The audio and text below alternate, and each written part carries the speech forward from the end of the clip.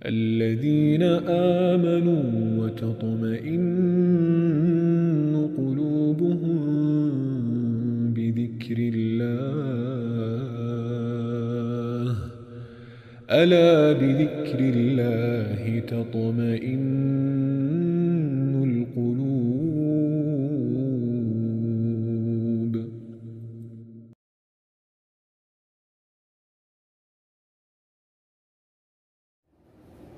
Mga kapatid sa Islam, alam niyo po ba na maaring pag-isahin ng isang tao ang apat na niya, sa isang nafila.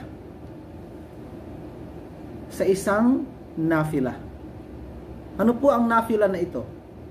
Halimbawa, ang sunnatul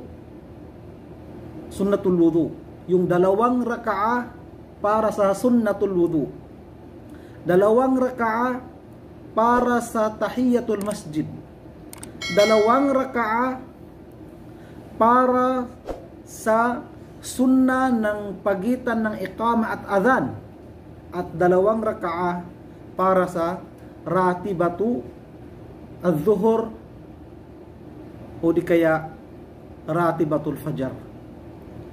So, ang 4 na dasal na ito ay maaari niyang isagawa sa 2 raka'a lamang, na ang lahat ay mapapala niya, makakamit niya ang gantimpala sa 4 na ito. Halimbawa, nag-adhan ng salatul zuhur. Pag-adhan ng salatul zuhur, pumunta ka at nagwudu. Pagkatapos mong magwudu, pumasok ka sa masjid.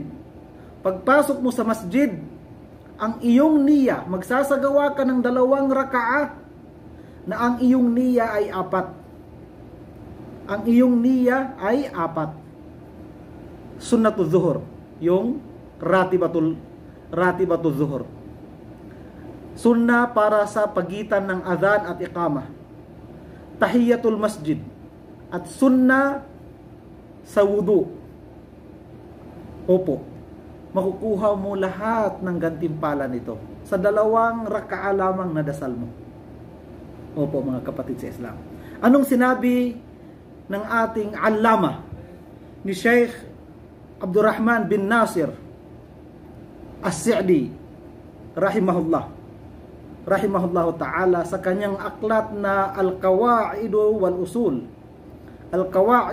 Usulu Al-Jami'atu, safha 90. Kanyang sinabi, min ni'matillahi anna al-amal al-wahida yaqumu maqama a'mal. Fa idha dakhala al-masjida waqta huduri ratiba wa salla rak'ataini yanwi annahuma ratiba wa tahiyat al-masjid hasala lahu fadlahuma.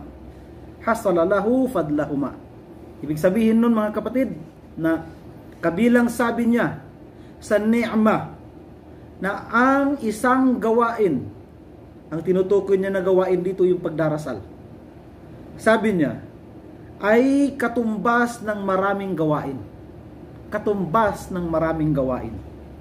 Sabi niya, kapag pumasok ng masjid at pagpasok niya ng masjid para sa pagdarasal ng isang wajib na dasal, okay? At before ng wajib, mayroong ratiba. Kanya itong isinagawa ang ratiba na ito. Opo, yung ratiba. Wayanwi annahu marratiba wa tahiyatul masjid, na ang kanyang niya ay ratiba at tahiyatul masjid, hasala lahu fadlahuma, makukuha niya ang gantimpala, kahigtan ng ratiba at tahiyatul masjid. Wa kadhalika idha ijtama'at sunnatul wudu ma'ahuma. At sabi niya, ganun din kung naipon ang sunnatul wudu. Ma'ahuma, kasama ang ratiba at tahiyatul masjid. Aw ma'a ahadimah, o di kaya isa sa dalawang ito, tahiyatul masjid, o di kaya ratiba. Aw salatul istikhara. Tingnan niyo po, sinama pa ni Sheikh Abdurrahman bin Nasir As-Sa'di rahimahullah ang salatul istikhara aw ghairiha, o di kaya maliban pa, katulad ng sunnatul wudu. Sunnatul wudu, opo, o di kaya yung dasal sa pagitan ng dasal sa pagitan ng adhan at iqama. So, sabi niya, wa ghairuha minas salawat. Ang sinabi ni Sheikh Abdurrahman bin Nasir As-Sa'di, kapag pumasok ka ng masjid, pagpasok mo ng masjid para sa salatul zuhur, dahil narinig mo na ang adhan, pagpasok mo ng masjid, nakapagsagawa ka na ng wudu, opo, and then pasok mo ng masjid, magsasagawa ka ng 2 raka'a na ang iyong intensyon ay sa 4 na dasal. 2 raka'a, ang intensyon mo ay sa 4 na dasal, makukuha mo ang mga kainaman nito. Ibig sabihin, ang gantimpala makukuha mo. Ano po ang 4 na dasal na ito? Tahiyatul masjid, rawatib o ratibatu zuhur, halimbawa kung zuhur man yun ang pagpasok mo, sunna sa pagitan ng adhan at iqama, at saka sunnatul wudu. Kapag inintensyon mo ang 4 na ito sa 2 raka'a, makukuha mo lahat ang kanyang gantimpala. Mga kapatid sa Islam, subhanallah, ito yung kabilang sa ni'ma ni Allah subhanahu wa ta'ala sa atin na umma ni Propeta Muhammad sallallahu alaihi wasallam. Hanggang dito na lamang, huwag kalimutan i-subscribe ang aming YouTube channel, Balik Islam TV, at i-follow ang aming Facebook page, Kaligtasan sa Islam. Maraming salamat. Assalamualaikum warahmatullahi wabarakatuh.